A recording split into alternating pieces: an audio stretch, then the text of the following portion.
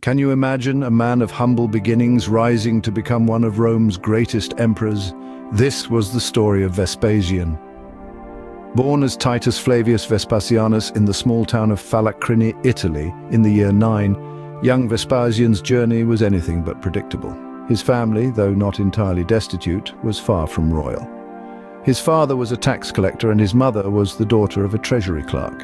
From these modest beginnings, Vespasian embarked on a path that would take him far from his hometown. As a young man, he joined the Roman army, a decision that would set the stage for his extraordinary rise to power. He served with distinction, demonstrating a knack for leadership and a strength of character that set him apart.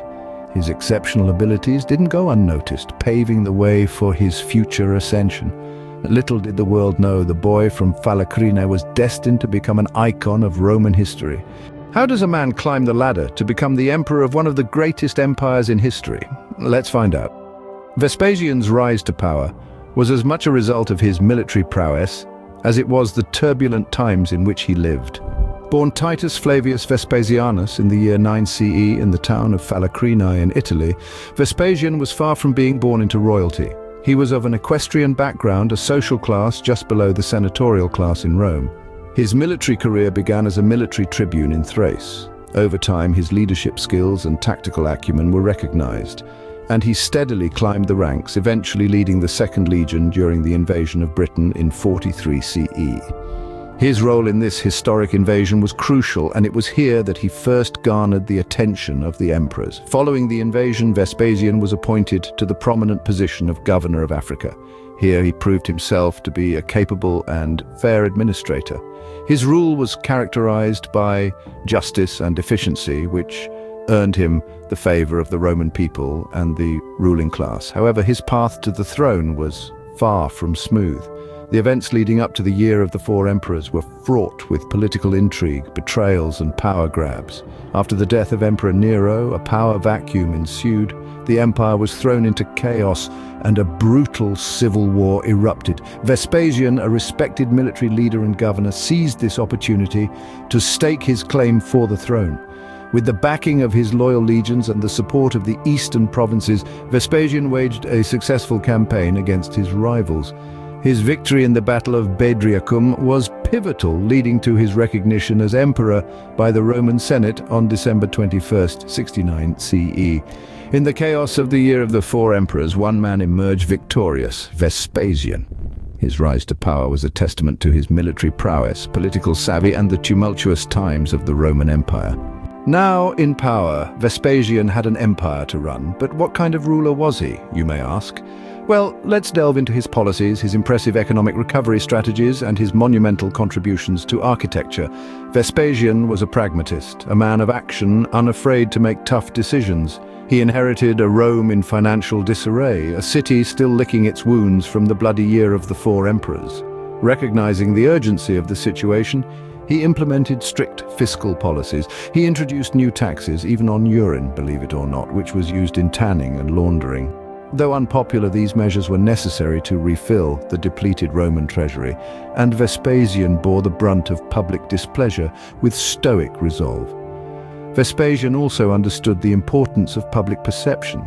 He knew the value of bread and circuses, so to keep the people entertained and to flaunt the newfound wealth of his reign, he embarked on ambitious construction projects.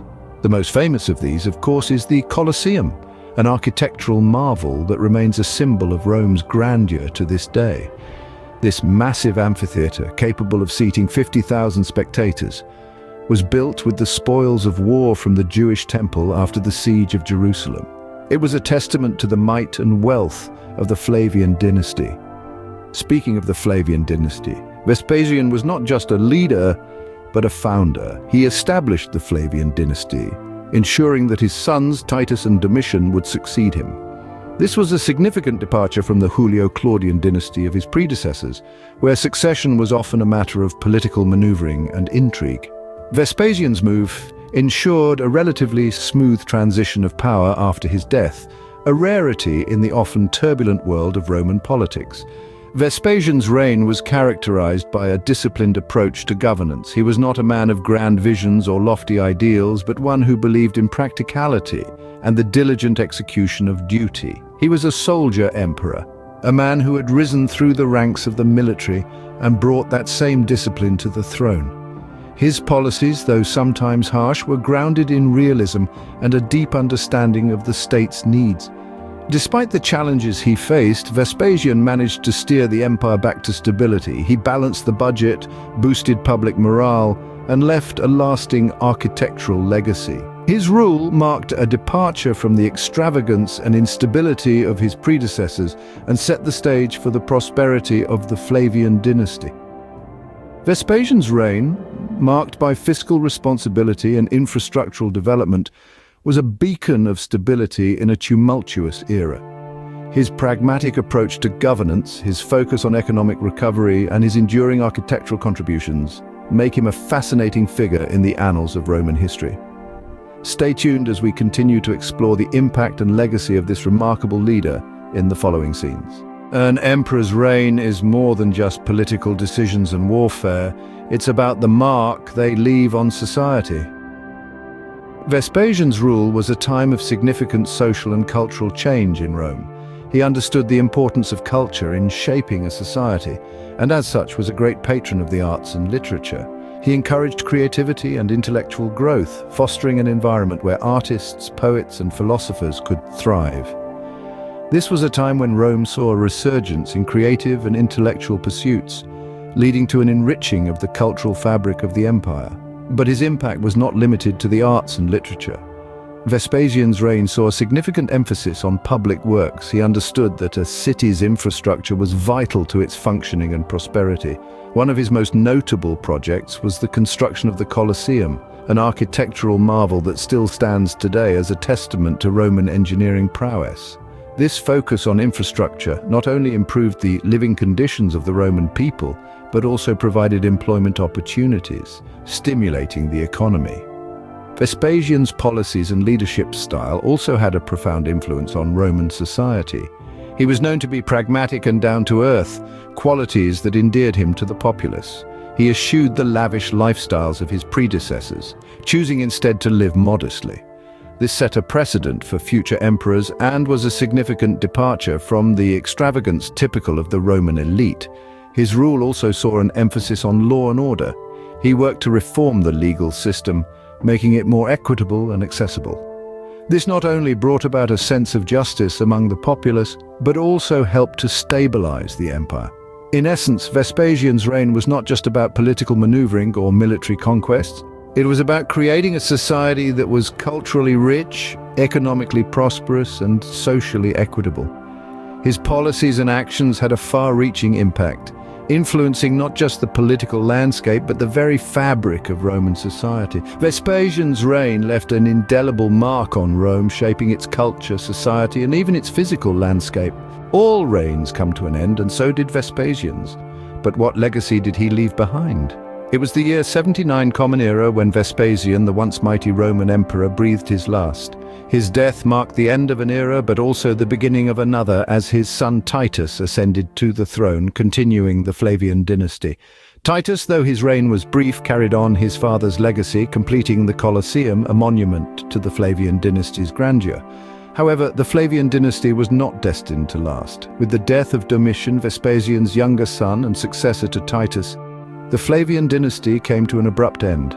Yet Vespasian's legacy extends beyond his bloodline. His reign was a turning point in Roman history, a transition from chaos to stability.